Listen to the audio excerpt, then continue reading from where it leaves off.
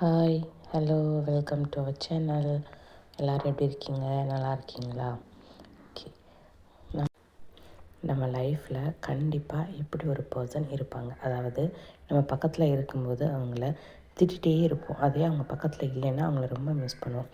அப்படி யாராவது உங்களோட லைஃப்பில் இருந்தாங்கன்னா மறக்காமல் கமெண்டில் சொல்லுங்கள், தெரிஞ்சுக்கிறேன். எங்கள் ஊருக்கு போகணுன்னு சொன்னேன் இல்லையா? ஆக்சுவலி எனக்கு அந்த ஊருக்கு சம்மந்தம் இல்லை. இது வந்து என் ஹஸ்பண்டுடைய அம்மாச்சி ஊர், அதாவது அவங்க அம்மாவுடைய அம்மா ஊர். போகும்போது தில்லைநாச்சி அம்மன் கோவில் இருக்குது, அங்கே சாமி கும்பிட்றதுக்கு போயிருந்தோம். நாங்கள் போகும்போது அங்கே ஒருத்தவங்களுக்கு நூல் பெருக்கி போட்டுட்டு இருந்தாங்க. அப்போ அங்கே அவங்க ஃபேமிலியில் வருவாங்க, எங்களையும் ஆசீர்வாதம் பண்ணுங்கன்னு சொன்னாங்க. நாங்கள் போய் தில்லைநாச்சிட்ட நாங்கள் ஆசீர்வாதத்தை வாங்கிட்டு எங்களோட பிளெஸ்ஸிங்ஸ் அவங்களுக்கு கொடுத்துட்டு வீட்டுக்கு வந்துட்டோம். வீட்டில் வந்து பொங்கல் வச்சு குட்டி பாப்பாவுக்கு முட்டை போட்டு சாமி கும்பிட்டோம். சாமி கும்பிட்டுட்டு அங்கேயே சமைச்சு சாப்பிட்டுட்டு நேற்று ஃபுல் டே அங்கே தான் போச்சு. அதுக்கப்புறம் அங்கே வந்து எங்களுக்கு ஒரு தோப்பு இருக்குது. சரி, வந்தாச்சு, எல்லோரும் போய் அப்படியே தோப்பு ஒரு விசிட்டிங் போட்டு வருவோம் வாங்க அப்படின்னு அப்படியே கிளம்புனாங்க.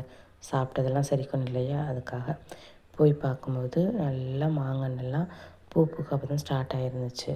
அப்படியே பூ பூத்ததை பார்த்துட்டு அப்புறம் வந்து சப்போட்டா, கொய்யாக்கண்டு, தென்னம்பிள்ளை எல்லாம் இருக்குங்க. அது எல்லாத்தையும் அப்படியே சுற்றி பார்த்துட்டு கொஞ்சம் அப்படி கதையெல்லாம் பேசிவிட்டு அங்கே வந்து புளிய மரம்லாம் இருக்குது. அப்படியே 2 புளியங்காய் பச்சை சாப்பிட்டுட்டு அதோட கிளம்பிட்டோம் வீட்டுக்கு. வீட்டுக்கு கிளம்பி வரும்போது ஒரு 6:30 கிட்டே இருக்கும். நாங்கள் வரும்போது வரச்ச குழந்தைங்களாம் நல்லா தூங்கிட்டு வந்தாங்க. குழந்தைங்க தூங்குறாங்க, நமக்கு தலைவலியாக இருக்குது. ஒரு டீ வாங்கி குடிக்கலாம் அப்படின்னு சொல்லிட்டு வரும்போது ஒரு கடையில் நிப்பாட்டி அங்கே ஒரு இஞ்சி டீ வாங்கி குடிச்சிட்டு ஸ்நாக்ஸ் கொஞ்சம் பிள்ளைங்களுக்கு வாங்கிட்டு அப்படியே கிளம்பி வந்துட்டோங்க. வர்ற வழியில் தான் இந்த கடையை பார்த்தோம். ஆக்சுவலாக நான் போகும்போதே நான் அந்த கடையை பார்த்தேன். ஓகே, ரிட்டன் வரச்ச வாங்கிப்போம் அப்படின்னு யோசிச்சிட்டே போனேன்.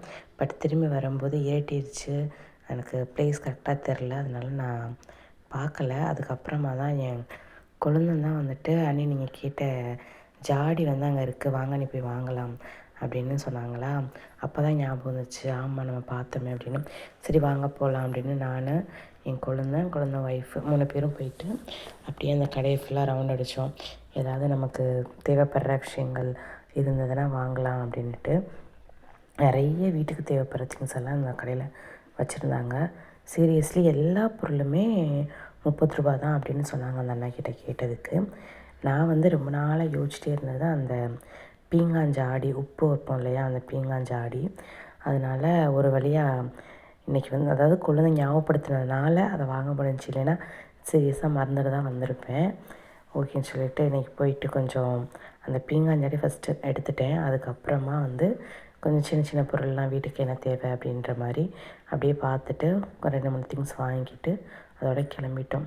ஒரு வழியாக அந்த பீங்காஞ்சாடியை பத்திரமா வீட்டுக்கு கொண்டு வந்து சேர்த்துட்டேங்க. எனக்கு வந்து பர்சனலாக எனக்கு இந்த ஜாடி வந்து ரொம்பவே பிடிச்சிருந்தது. இதோட ப்ரைஸ் வந்து எவ்வளோன்னு பார்த்தீங்கன்னு வச்சுக்கோங்களேன், 200 தான் சொன்னாங்க அந்த அண்ணன். 200க்கு இது வந்து ஒர்த்து தான். சீரியஸாக நல்ல ஒரு பெரிய ஜாடி தான். 200ன்னு சொன்னதுனால எனக்கு ஓகேன்னு தோணுச்சு, அதனால் வாங்கினோம். மற்ற இன்னும் கொஞ்சம் திங்ஸுமே வாங்கணும் வீட்டுக்கு தேவைப்படுற மாதிரி. ஒரு 2-3 ஐட்டங்கள் சேர்த்து வாங்கிட்டு அப்படியே கிளம்பி வந்துட்டோங்க.